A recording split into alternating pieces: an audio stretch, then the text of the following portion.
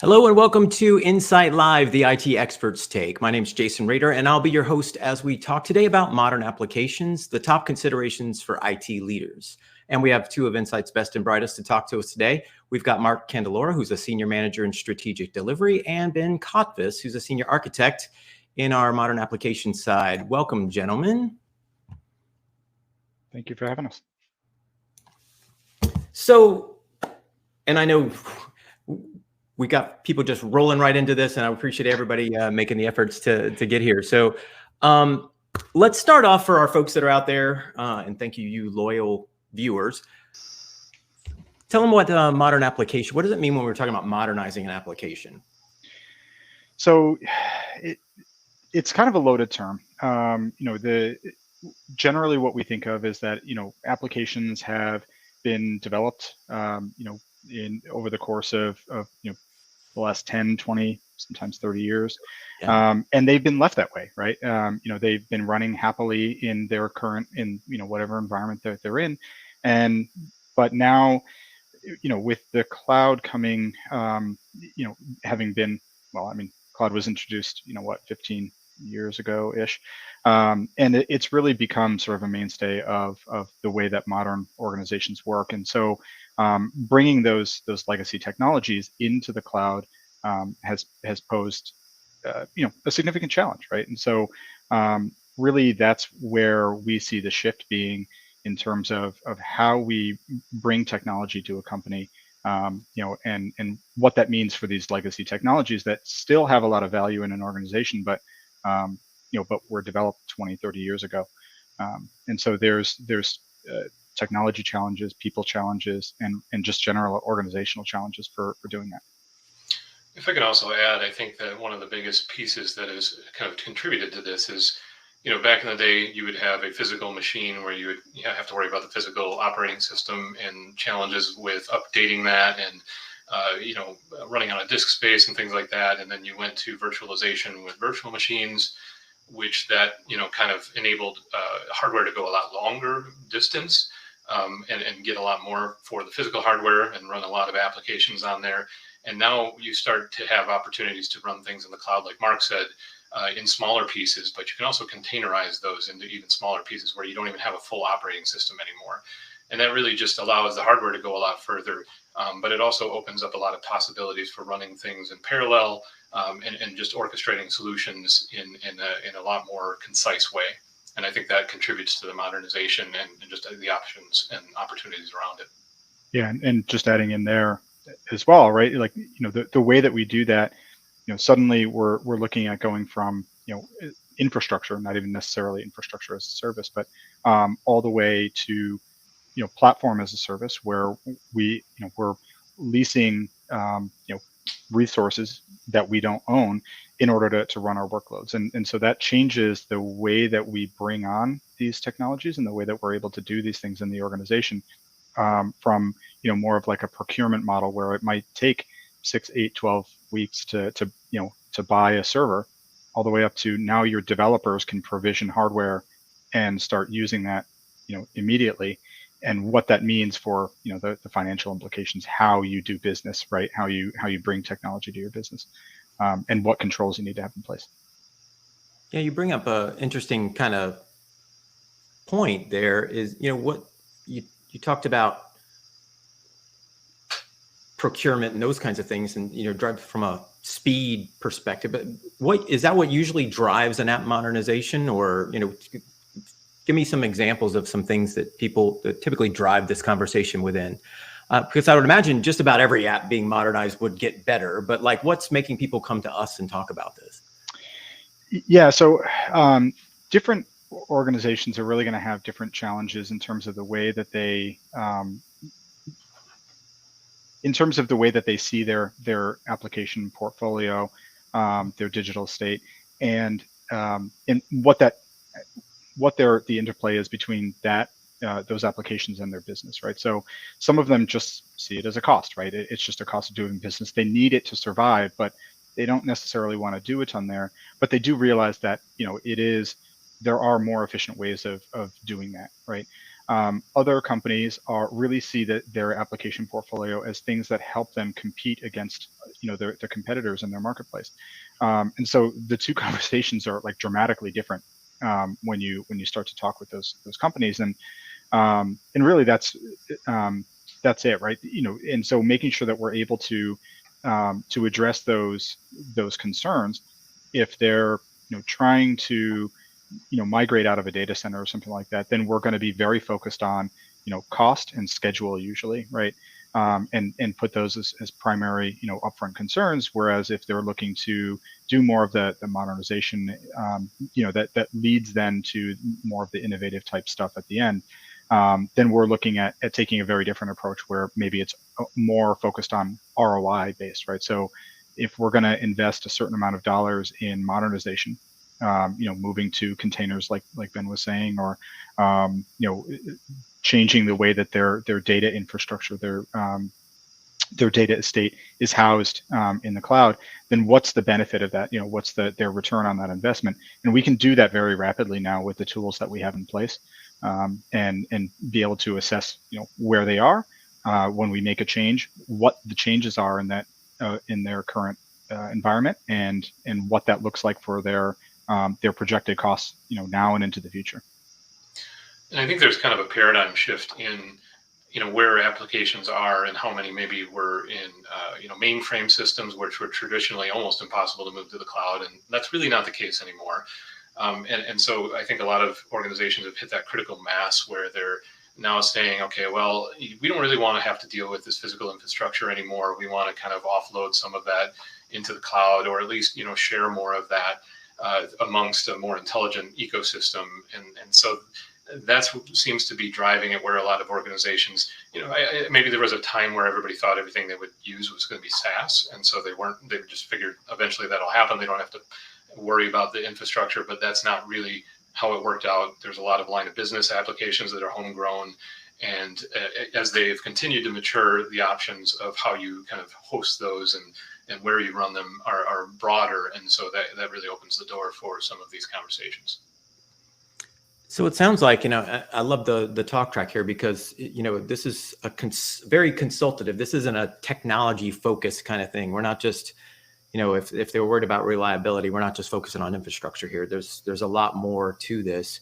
Take me through kind of what the methodology or the tool set or kind of what it would look like to go into an organization. And let's just take one application, to not be, all of their apps kind of thing, but just give me an example. So, it's hard to just boil it down to one, but I'll start with a broad perspective and then narrow it down pretty quickly, right? So generally, what we're looking at is assessing what their current state is. And so that means understanding what their the usage of the application looks like. So taking the technology away, what's the need, right? We call that a workload, and then how that application fits into that need. Is it a square peg in a round hole, or is it a great fit? So those sort of business level concerns down through the infrastructure, right? How many servers do you have? What's the inventory of databases and things like that? Shrink that down to now that we've collected all that information, how do we make the decisions for and plan for how we move to the cloud? So as I talked about, a lot of times we're really looking at doing more of an ROI based analysis on what those decisions are. So there's generally speaking, Insight has 7 strategies for how we would modernize any individual application. So we're looking at anything from retaining on-prem, which is always an option, to replacing that application with something else, right? So whether it be some companies have duplicate workloads where they've done a lot of acquisition, and those lines of business now have the same time and entry system, right? And so they can consolidate that, or they would retire a system that's maybe custom developed and hard to maintain and use a SaaS application, right? Then we start to look at the what we'll call the cloud-based disposition. So these are applications that we know in some way, shape, or form are going to land in the cloud. what shape they take is maybe now the only question, right? So how are we going to move that? Is it a pure lift and shift where we're looking at just more of an infrastructure level? We're not going to touch the app at all, really. Sometimes we'll make some updates on the operating system, lift and shift to the cloud. That's generally speaking going to be the lowest cost for migration, highest sort of run rate for the support of the operating cost for the application ongoing. Not only because your support now you have to support and manage the operating system and the VM and the application, but also because Azure charges more for the same workloads on a VM as they would on past services, right? Then you start to get into the more advanced modernization strategies. So where we're doing a refactor, just changing just what we need to move away from those VMs and onto more modern cloud native architectures. A re-architect where we're doing more of that changing of the application, deeper level changes where we might be addressing security or performance concerns, things like that, all the way up to what we call a re-envision, where now maybe that application just wasn't a good fit for the need. It's a really critical need, but the company is seeing challenges in all these other ways because this application isn't a good fit. So we're going to bring in product owners and BAs, UX people to do that upfront analysis and figure out how people are using the existing tools and re-envisioning how they might be applying technology to that need, and then building it from scratch. So those are the 7 strategies that we would use, and we've got tools that help us really easily take the information that we did in that upfront assessment and drive to ultimate strategy. And a lot of that's based on the value of the application, but there's also how much is it going to take to move that application into the cloud based on that strategy, the migration strategy. Yeah, and to double down on something Mark said, I think is important to really be strategic across the whole landscape, because often you're going to find things that you can consolidate, which you touched on, and that can really optimize from a cost perspective and also a talent perspective. If you don't have to support 3 different database languages and 5 different types of infrastructure and orchestration, it obviously it just makes everything more efficient, and you can more intelligently speak about your ecosystem when you're talking with other colleagues, and so it just becomes more efficient overall. Nice. Who do you typically engage with for these conversations when we're talking to folks, and then who should be engaged, I guess, is probably a fair question too. So that's a tricky question. It's different with every customer that we have, right? So CIOs that drive this, is it chief digital officers, obviously? Yeah. And often I think that the most, generally speaking, when we have the most success, we're working at that level. Too often we end up engaging with maybe a manager or somebody at that level where we're looking at it, and from that perspective, then it becomes, the conversation often starts more about the technology, right? We need to get out of our data center. I've been tasked with executing on this mission. Let's do it, right? And then what we've seen in the past, and the reason why we've come the way that we have in terms of talking about this as a modernization rather than just a migration, is that we've done that in the past, and we've just done the pure lift and shift of virtual machines up into the cloud, and because of all the reasons that we just talked about, right? People challenges in terms of their ability to to support those cloud-based workloads now, things like that. The dynamic nature of that infrastructure in the cloud and how it changes over time, and the fact that now people can spin up a new VM and the company starts incurring cost, right?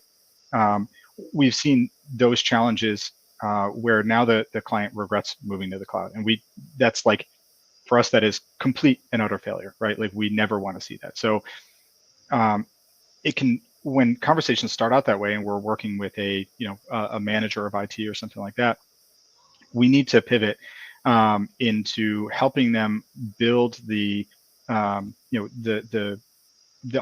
right? The business case for why they're looking at this in the wrong way, and helping them work their way up the ladder to work with the CIO and to get that more executive level backing, because ultimately a conversation like this really impacts like I said before, the entire company, right?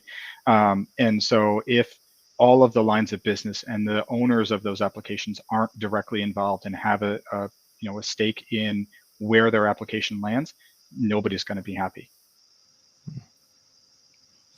I think, it's super important. I think you get really kind of tunneled down into your need. And like you were saying, you're dealing with the IT folks. I get that. But I think, we had our home remodeled recently. And at the beginning of this project, it was a giant amount of money that I was going to spend. And I couldn't really envision what was going to happen at the end. At the end of the journey, though, man, it was so awesome at the end. And I think that's what you guys have to kind of sell up front. And you've got to get everybody kind of on board with what the possibilities can be. But then there's always that budget, right? So, what do we kind of think about? What does success look like? And how do you help the clients kind of understand that? Yeah, that's a super nuanced question. So, every company is going to have a unique set of goals, Sure. corporate goals, right? Even outside of modernization in and of itself, that will, help them compete in the marketplace or reduce their costs, or whatever those corporate goals are. And modernization usually, fits as a piece of that. So how do those corporate level goals, impact the reasons why we're doing modernization, things like that. And then, looking to try to paint that picture, because again, modernization is there are so many different concerns that we can try to address. We can't attack them all at once, right? And so we need to try to set ourselves up for success, while at the same time not spending buckets of money on something that we're not going to see the benefit for years and years, right? So we do want to try to. Go ahead. I was going to say, I understand why your nuance kind of thing, and I wasn't trying to pin you down. It is always going to be this thing, but I think that's the thing is you can drive those business outcomes, provided that we define what those business outcomes are. Exactly. And regardless of whether it's a technology outcome, whether it's a brand outcome, whether it's a user experience outcome, we focus on those things. It's not just, oh, look, you've got this shiny cloud-based app now. It's really driving those business outcomes. So I didn't mean to set you up.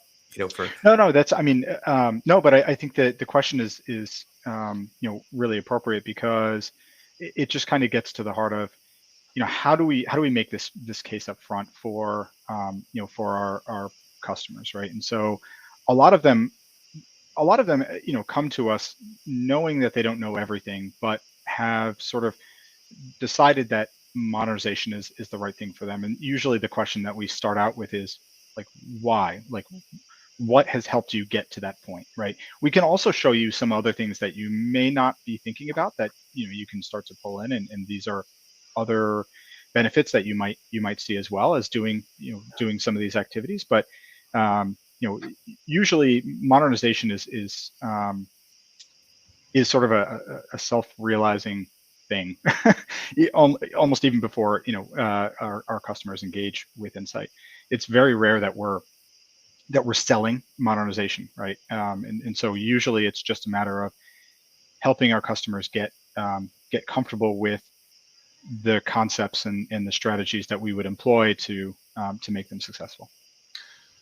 Yeah, I also think that we've talked a lot about the cloud, but the cloud, modernization doesn't necessarily equal cloud. And so you could be looking at some hybrid scenarios or even intelligent edge scenarios that are going to kind of take some of those workloads closer to where they need to be. And that's something that not only the technology has kind of enabled people to start thinking about, but it's also something that is necessary. People may need multi-cloud solutions because they just don't necessarily trust one provider, or they want to take advantage of all the compute they have on-prem, and they don't want to just, they want to do things intelligently. And that's where Mark talked about it being strategic about kind of, getting a plan together, so you are, taking advantage of the things that you can in an intelligent way. Maybe your databases go in the cloud because that's way easier for you to deal with, just turning a couple dials and saying, I want, a managed database. I don't want to have to worry about partitioning and all the things that go along with that. But I have plenty of compute on-prem, and I can, run parallel instances of my app here. Even if I ran 3 more than I needed if I was on the cloud, it's a good way to take advantage of that. And with a lot of the products in the cloud, it makes hybrid computing a lot easier, where you can kind of reach out and pretend some of that compute is actually part of that cloud ecosystem, but it's actually running on-prem. And so those are part of that solution as well. It doesn't have to just be, cloud equals modernization or vice versa. No, I think that's a great point, Ben, because, I think sometimes, and that's one of the cool things about where we work, is that we can pull from a lot of, we've got experts on edge and experts in data and AI and experts on app modernization. And, because I think some people kind of know they want to modernize, but they don't know what the possibilities are, I'm sure. And, you just brought up a lot of really great things that aren't necessarily top of mind when folks are thinking about this, but could really change the game. And it doesn't always have to be this cloud instantiated microservices something, right? Right. And I think that's an advantage that we bring to the table that not everybody can, is that we really, check all those boxes in a really meaningful way. Nice. Well, so what do I think a lot of folks obviously try to do this themselves. And nothing wrong with that. I think, I've always felt empowered enough that I could figure out just about anything, but the remodeling was one of those things. But it's once you get a little bit down the line, you figure out the learning curve. I could totally learn how to do this. I could totally acquire all the tools. I could totally do all these things. But man, by the time I figured out to have the quality of work that I really want, it was going to take a really long time. What are some of the challenges that people run into kind of in this, whether it's trying to do it themselves or just in general? And we'll probably wrap with this question. So yeah, make it awesome. So I mean, the pitfalls are pretty numerous. And I think one of the biggest things is that when it comes to modernization, you've developed applications over the course of 30 years ish, right? Depending on the age of your company and your infrastructure and whatever. But so making sure that you're questioning a lot of those assumptions that you had put into those original applications based on the technology that was in play at that time, right?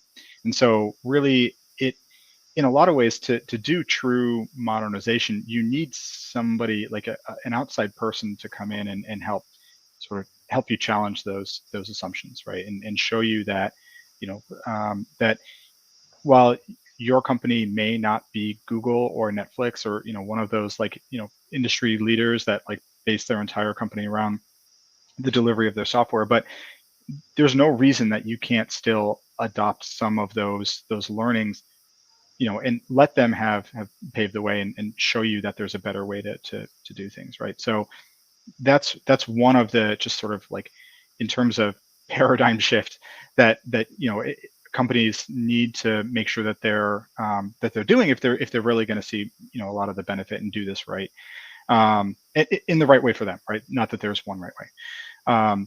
So that's one thing. I think the other thing, again, is that a lot of folks look at this as more of a technology problem, and 99% of the time the technology is never the problem. It's always in the wrangling of people and political will. Everybody, if you're doing this yourself, that means that you're trying to get resources within your company where those people have day jobs, right? Like you've already got something going on where now you're trying to steal some percentage of their time.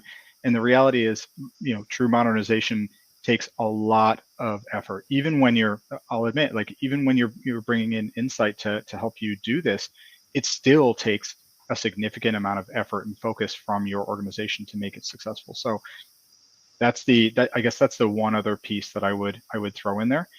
From a technology and implementation perspective, the last thing is that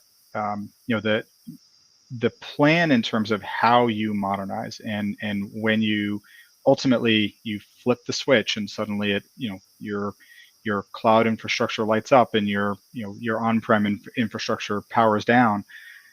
That's a daunting thing to imagine, right? So the challenge, just the planning there, and the challenge in terms of dipping your toe in the water first, imagining how that would happen, doing maybe soft cutovers or things like that to make sure that you're successful at the end when you do finally flip the switch and cut everything over. That's the other piece to it. So the amount of planning that goes into that is significant.